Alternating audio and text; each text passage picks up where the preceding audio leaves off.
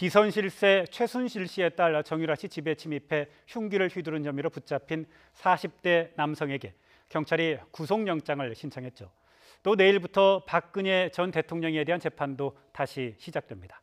자세한 내용 이웅혁 건국대 경찰학과 교수, 노영희 변호사와 함께 짚어보도록 하겠습니다. 네, 안녕하십니까. 두 분 나와주셔서 감사드립니다. 앞서도 얘기를 했는데요. 정유라 씨가 사는 집에 괴한이 침입을 했는데요.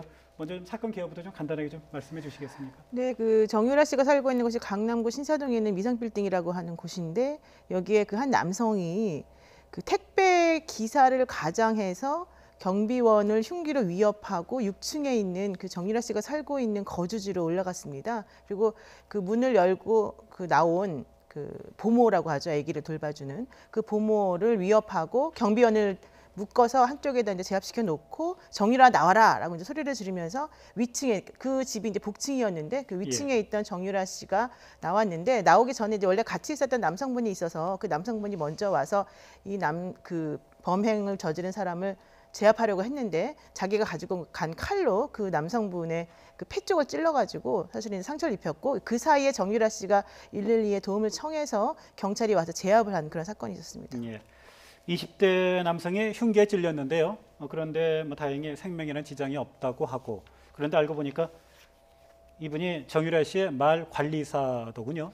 네, 그러다 보니까 뭐 상당히 또 이목이 집중되는 것 같습니다. 예. 왜냐하면 그 정유라 씨가 현재 그 말을 타고 있지 않은 상황에도 왜 그 말 관리사가 필요한지 이런 좀 의문점이 드는 것이고, 예. 어쨌든 이 강도 현장에 함께 그 있었다고 하는 그 사실도 상당 부분 왜 함께 그 있는가 뭐 이런 생각을 하게끔 하는 것이죠.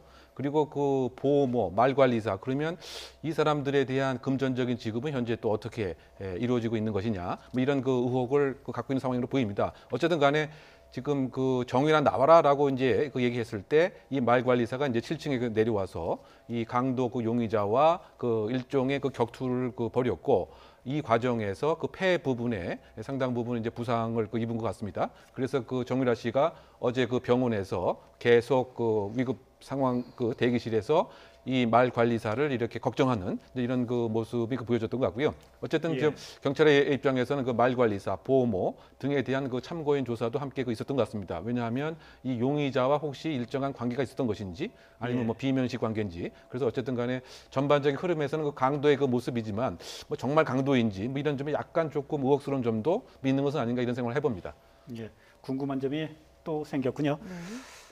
그런데 범인 40대 이 씨, 결국은 뭐 돈 때문에 이런 범행을 저질렀다 이렇게 경찰에서 진술한 모양이죠. 그렇죠. 이제 범행 목적을 확인하기 위해서 물어봤더니 처음에는 정 씨하고 본인이 금전 관계가 있다라고 얘기를 하다가 도대체 무슨 금전 관계가 있느냐 이제 그랬더니 결과적으로는 본인이 카드빚이 2,400만 원 정도 있어서 이 돈을 해결하기 위해서 정유라 씨가 부잣집 딸이니까 집안에 돈이 있을 거라고 생각을 하고, 정유라 씨가 사실 이제 어머니로부터 지금 보호를 받지 못하는 상황이기 때문에 이런 범행을 저지르게 되었다라고 얘기를 한 것으로 지금 알려지고 있는데요. 예. 사실은 이제 이 씨라고 하는 사람이 40대 중반인데 직업도 없고 전과도 없는 사람인데 2,400만 원이라고 하는 본인의 카드빚이 있다고 해서 무턱대고 정유라 씨를 찾아가서 이런 식의 범행을 저지른다는 것이 좀 상식에 어긋나는 부분이 있기 때문에 예. 그 부분을 좀 집중적으로 조사를 하고 있는 것으로 지금 나오고 있습니다. 예.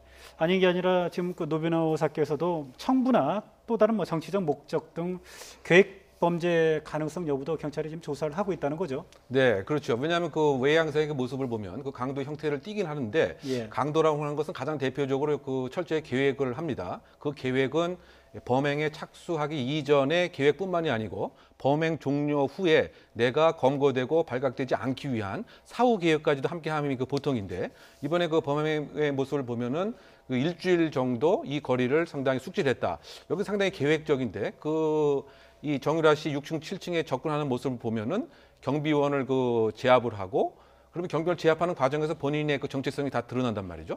그리고 또 그 안에 들어가서 보모도 제압을 이제 하고, 그러다 보니까 20분 안에 그 잡혔단 말이에요. 예. 그러면 범행이 만약에 성공했다, 정유라로부터 일종의 금전을 강취했다고 했을 때 과연 이제 범행의 얼굴, 그 다음에 행적, 그 다음에 그 중간에 올라갔던 여러 가지 CCTV 이런 것을 다 사실은 이제 그 노출됐을 수도 있었는데 이와 같은 것을 왜 했느냐. 그러다 보니까 상당히 그 어설픈 강도가 아닌가 이런 생각을 해봄직하고 혹시 뭐 다른 뭐 혹시 누가 시킨 것은 아니라든가 또는 이와 같은 것을 이슈를 다시 한번 부각시키려고 했던 그 같은 정치적 목적은 또 있었던 것 아닌가 이런 거에 대한 수사가 진행된 것으로 알려져 있습니다. 그래서 어쨌든 본인이 그 얘기한 것처럼 정말 2,400만 원의 카드 채무 빚이 있는지 이 사람이 그 주거하는 곳이 지금 신림동으로 알려져 있는데 여러 가지 그 통신 내역이라든가 그 금전 내역 등을 조사를 해서 정말 2,400만 원의 빚이 있는가 여부부터 경찰이 지금 조사하고 있는 상황으로 알려져 있습니다.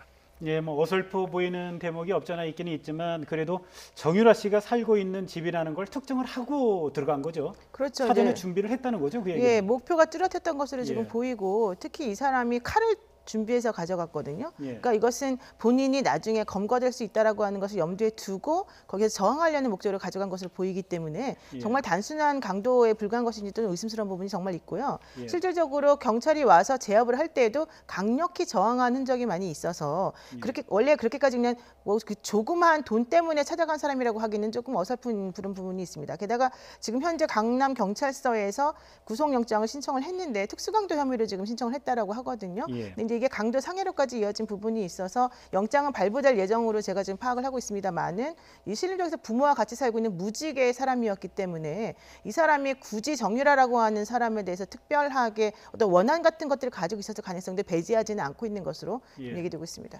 경찰의 조사 내용을 좀 더 좀 지켜봐야 정확한 그 범행 동기가 좀 나올 것 같군요. 이런 가운데 엊그제였는데요. 최순실 씨가 재판에서 자신을 사형시키라며 대성 통곡을 했다고요? 네, 그 재판에 뭐 휴정하는 그 시간에 있어서 대성 통곡을 할 뿐만이 아니고 그 책상을 주먹으로 내리치면서 나를 당장 사형시켜달라. 이런 상태에서 살아서는 이제 뭐 하겠느냐 이와 같이 외쳤다고 합니다. 그러다 보니까 여성 교도관이 그 휠체어를 이제 준비를 해서 일정 장소를 옮겼는데 큰 틀에서 봐서는 지금까지 여러 가지 그 정서적인 기본 틀 자체가 좀 무너진 것은 아닌가 일단 그 같은 추정을 할 수밖에 없는 것이죠. 아무래도 이제 그 다음 달 아니면 조만간 결심 공판을 앞두고 더 이상의 무엇인가 뭐 희망이라든가 또는 나름대로의 바깥에서 재판을 받을 수 있는 가능성이 봉쇄됐다라고 하는 뭐 절망감 뭐 여러 가지 등등의 심적인 뭐 붕괴 상태라 상당히 의외의 행동을 한 것이 아닌가 이렇게 추정할 수가 있을 것 같습니다. 최순실 씨가 이렇게 대성 통곡하면서 이렇게 소동을 부리니까요. 여성 교도관 등이 휠체어에 앉혀서 이게 데리고 나갔는데 그러면서 이제 재판이 잠시 멈췄다가 다시 중단됐죠. 재개가 됐는데 그래도 재판 정의는 다시 뭐 돌아오지 않았다고 하더군요. 예, 이미 이제 교도관이 3명이 휠체어 태워서 내보냈는데 그 옆에 대기하는 장소가 있거든요. 거기에 예. 있으면서 재판정 안으로 들어오지는 않았고요. 결과적으로는 이제 재판부가 일단은 더 이상 재판할 수 없다라고 판단을 하고 12월 7일 날 다시 재판하는 것으로 하고 예. 대신 14일 날 정도의 결심 공판을 하는 것으로 얘기가 지금 되었다라고 하는데요. 이런 식으로 그 피고인이 법정에서 소란을 피우는 것, 특히 본인을 사형시켜 달라라고 주장하거나 발을 구르고 소리를 지르고 몸으로 아예 책상을 부딪히면서 크게 소리내는 이런 행동들은 사실 거의 볼 수 없는 행동이거든요. 예. 그러니까 아마도 이 최순실 씨가 이런 행동을 한 것은 심리적으로 지금 상당히 좀 충격을 받았거나 더 이상 회복할 수 없을 정도로 본인에게 유죄의 심증이 굳어졌다라는 것을 스스로 알고 있어서 지금 이런 행동을 하고 있는 게 아닌가라고 생각이 듭니다. 자포자기의 심정일 가능성이 어느 정도 있다라는 게 이제 두 분의 공통된 분석인데요.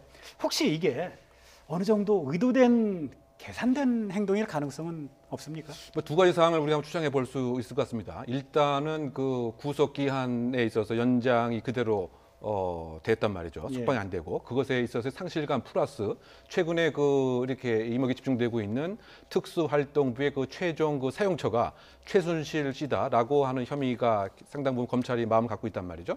그러다 보니까 체포영장을 발부해서 데리고 오겠다. 이와 같은 압박감도 상당 부분 이제 있었을 가능성을 하나 우리 예상해 볼 수 있고요. 예. 그와 플러스 상당 부분 이제 최순실 씨가 일정한 뭐 감각이 있는 사람이기 때문에 일단은 정서적으로 호소를 해서 나는 지금 극단의 글을 잃었다. 지금까지 1년 동안 지속된 이 재판 자체도 무엇인가 공정치 못했고 그렇다고 본다면 마지막 결심 공판을 앞두고 재판관의 심증 형성에 무엇인가 좀 나름대로 임팩트를 주기 위한 이와 같은 모습으로서도 한번 해석이 가능하지 않아 보입니다. 예. 노 변호사께서 말씀을 해주셨지만 12월 14일에 일단 결심 공판을 한다는 거죠. 네. 결심 공판이라는 게 검찰 측에서 구형을 구형을 하는 거죠. 예. 재판부에 이렇게 형량을 주십시오라고 네, 요청을 하는 재판이죠. 네, 그렇습니다. 그러니까 결심 공판이라고 하는 것은 그동안 있었던 재판 절차에서 이제 미비했던 게 무엇인지 확인을 하고 예. 그런 것들이 없다라고 한다면 마지막으로 검사가 어떤 식의 이 사람에 대한 처벌을 원하는지를 확인하는 작업, 즉 구형이라고 하는 작업을 거치고요. 예. 그리고 난 다음에는 피고인에게 최후 진술을 할 수 있도록 시간을 줍니다.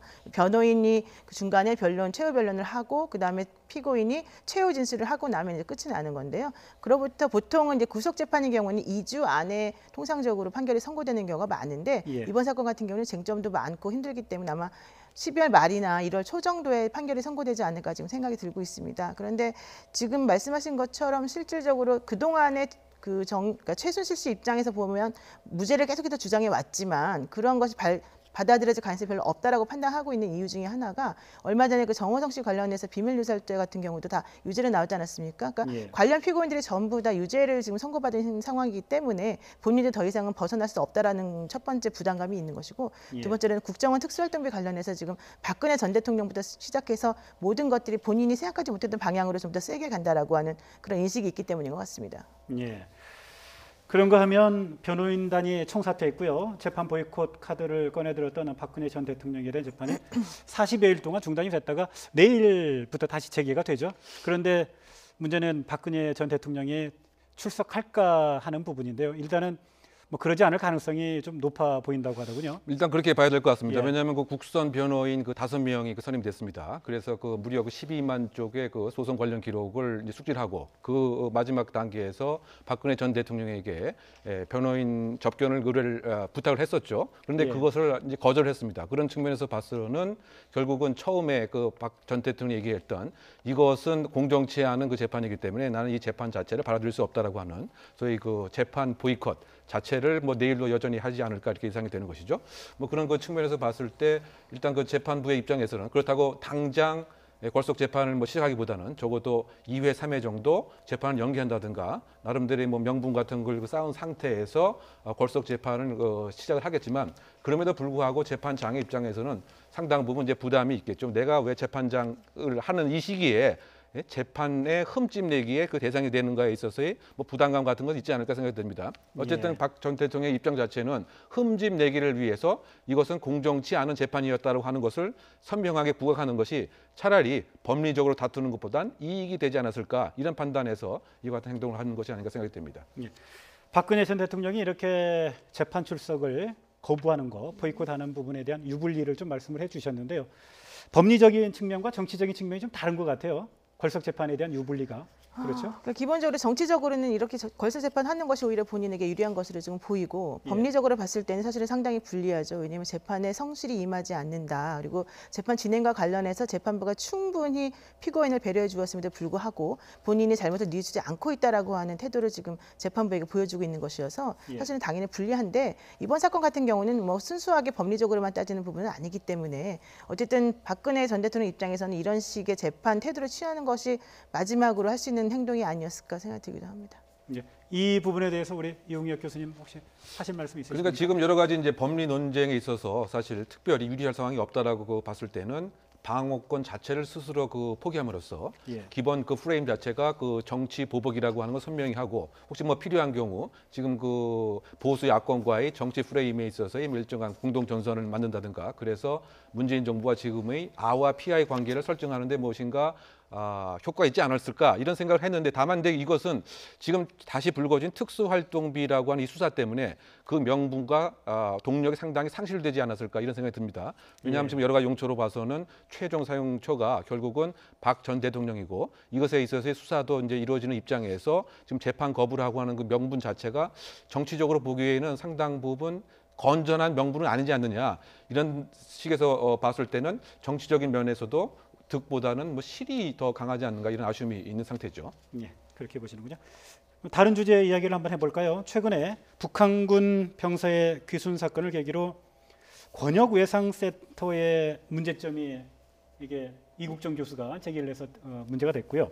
청와대 홈페이지에 국민청원 서명자가 아주 뭐 쇄도를 하고 있더군요. 네, 그렇습니다. 사실 국민청원이라고 하는 것은 헌법 제26조에 나와 있는 그런 권리이거든요. 그래서 청원법까지 이 헌법적인 근거에 의해서 만들어져 있는데 지금 뭐 대통령 입장에서는 꼭 20만 명이 30일 이내에 이런 청원하지 않았다 하더라도 국민적 관심이 있는 것에 대해서는 대답을 하라 이런 식으로 지시를 하고 있다고 하는데요. 예. 여러분 알다시피 건역응급의료센터라고 하는 것은 중증 응급 환자를 중심으로 해서 이분들에 대해서 특별히 그 어떤 실력을 갖추고 있는 외과 의사들이 중심이 되어서 이제 치료를 하는 그런 센터거든요. 근데 외국 같은 경우에는 이런 그 외상센터가 잘 마련이 되어 있기 때문에 외상센터 내에서 벌어지는 수술이라던가 이런 것들로 인해서 사망하는 환자의 수가 10%에서 15% 정도밖에 안 됩니다. 일본이나 예. 미국이. 그렇지만 우리나라 같은 경우는 이 외상센터가 제대로 마련되어 있지 않고 형식적으로는 마련되어 있다 하더라도 실제 수술할 수 있는 의사가 없는 경우가 많이 있기 때문에 사망률이 35%가 넘거든요. 예. 그런 측면에서 이제 이국준 교수가 이번 사건을 계기로 해서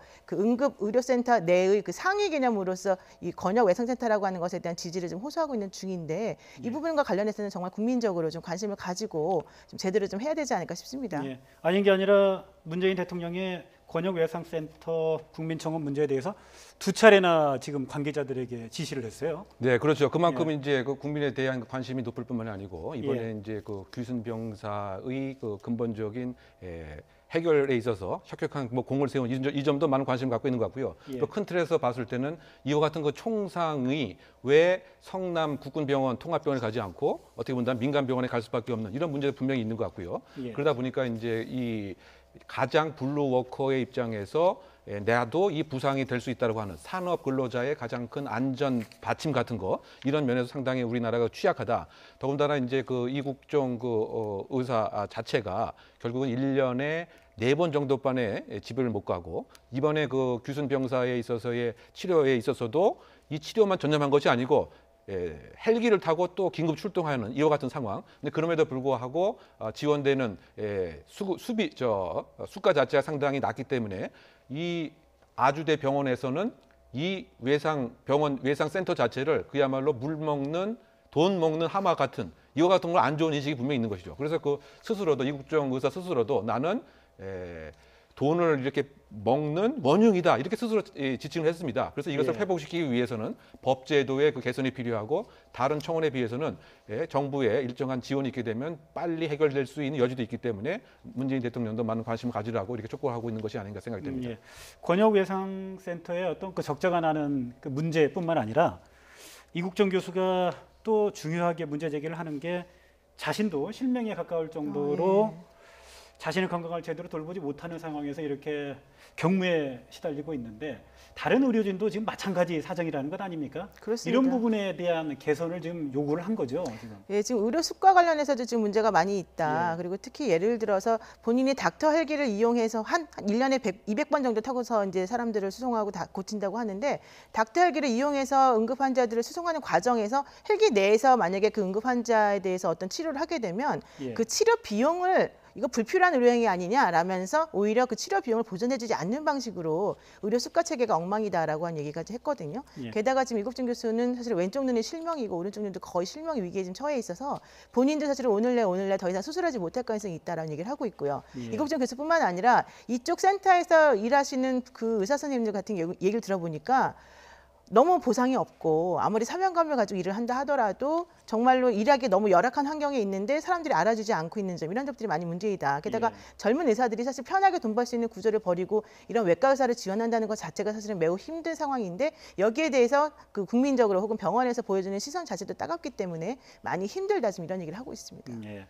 노영희 변호사께서도 말씀을 해주셨지만 건강보험 심사평가원이라는 기관이 네. 일선 의료기관에서 건강보험을 청구를 하면 타당성 여부를 따져서 지급할 건 지급하고 또 지급하지 않을 거는 지급하지 않는 역할을 하는데 네. 이게 지금 권역외상센터의 경우에 아주 심각하게 삭감을 했다는 거죠. 그렇죠. 이국정 교수의 주장에 따르면. 주장에 따르면 거의 50% 이상 항상 삭감이 되고 이것의 소명자를 내도 역시 삭감이 됐다. 예. 그래서 가장 그 구조적인 그 문제 자체는 이 닥터 헬기, 그 헬기 안에서 치료한 행위 자체는 아예 그 포함 대상이 안 될 뿐만이 아니고 예. 본인이 생각할 때 이제 응급한 상황에서 예를 들면 그 약을 투여하고 기술을 했을 때 심평원에서 판단해서는 그것까지 굳이 할 필요가 있었느냐 이렇게 그 삭감이 되다 보니까 나는 사람을 살리는 소명 의식을 다했지만 실제로 평가받는 것은 반에 안 미치기 때문에 결국 그 아주대 병원의 입장에서는 매년 10억씩 적자를 물게 하는 그 원흉이 된다. 이런 평가를 그 받는 입장에서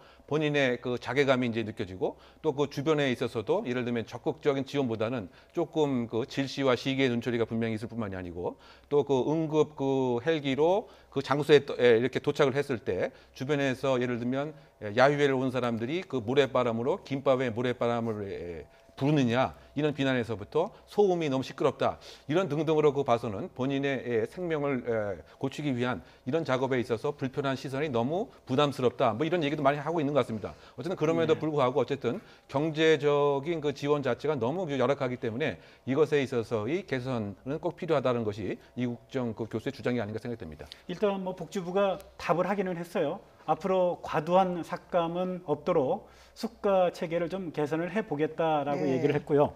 그런데 문제는 중증예상센터에 대한 그 내년도 정부 예산이 오히려 삭감이 됐어요. 그렇습니다. 이게 원래 439억 원 정도를 원래 신청을 했었었는데 예산으로 예. 그랬었는데 지난해에 100억 원의 예산이 남았는데 왜 이거를 올려주느냐라고 해서 8.9% 즉 40억 원 정도가 삭감이 된 상황이거든요. 근데 지금 이 100억 원이라고 하는 예산이 남게 된 이유가 바로 우리 교수님 말씀하신 것처럼 건강평가 그 심사위원회에서 심사평가원에서 사실은 이것 빼고 저것 빼고 모든 것을 전부 다 빼고 있기 때문에 사실 예상 지원이 안 돼서 이루어진 것이거든요. 예. 그러다 보니까 의사 선생님들 입장에서 보자면 우리가 적절한 치료를 했음에도 불구하고 우리가 치료하는 것이 마치 과잉 진료를 하는 것처럼 사람들에게 비춰지고 그래서 오히려 받아놓은 예산까지도 제대로 소화하지 못하도록 하면서 그것을 이유로 해서 다시 또 예산을 삭감하는 이런 도미노식의 구조가 지금 진행되고 있다. 이건 도대체 있을 수 없는 일이다. 이런 얘기를 지금 하고 있는 것이죠. 그걸 조금 이제 뭐 첨언을 하면은 그 100억 원이 이른바 불이용에게 해당이 되기 때문에 예산을 확 줄여버린 거죠. 그렇죠. 그런데 그 구조를 보면 거기에 일하는 전문의가 없어서 그 인건비가 못 쓰게 된 겁니다. 사람이 없으니까. 예. 그리고 약도 이제 사람이 없으니까 안 쓰게 되죠. 예. 그러니까 구조적으로 이와 같은 악순환의 구조에 있는 것이 원인인데 이것을 국회에서는 발견을 못하고 더 15%를 더 삭감하자 이런 그 의원들도 있었다는 얘기입니다. 그러니까 결국은 이 실제가 어떻게 돌아가는 그 내용을 모르는 채 결국은 이제 삭감에만 의존했기 때문에 결국은 악순환의 구조에 있다. 이 점을 꼭 지적하고 싶은 거죠. 사실은 뭐 이국정 교수의 문제 제기로 이 문제가 이제 공론화가 됐지만 네. 또 이 자리에서 우리 노영희 변호사와 이웅혁 교수께서 건강보험 심사평가원의 과도한 그 삭감 이런 부분들에 대해서 문제 제기를 해주셨는데요. 사실 건강보험 심사평가원도 뭔가 좀 할 말이 있을 겁니다. 사실 이 자리에 지금 나와 있지 않기 때문에 우리가 정확한 속사정은 모르겠지만 다음에 기회가 있다면 건강보험 심사평가원의 뭐 이야기도 한번 좀 들어봤으면 하는 신병원 생각이 얘기도 듭니다. 당연히 있을 수 있는 얘기죠. 왜냐하면 일반적인 그런 개인 병원이나 뭐 혹은 대형 병원이라 하더라도 불필요한 진료를 해서 결과론적으로는 건강보험 체계를 망가뜨리는 그런 시도가 많이 있거든요. 예. 예, 오늘 말씀 여기까지 듣도록 하겠습니다. 네, 지금까지 이웅혁 건국대 경찰학과 교수 노영희 변호사와 이야기 나눴습니다. 네, 오늘 두 분 감사드립니다. 예.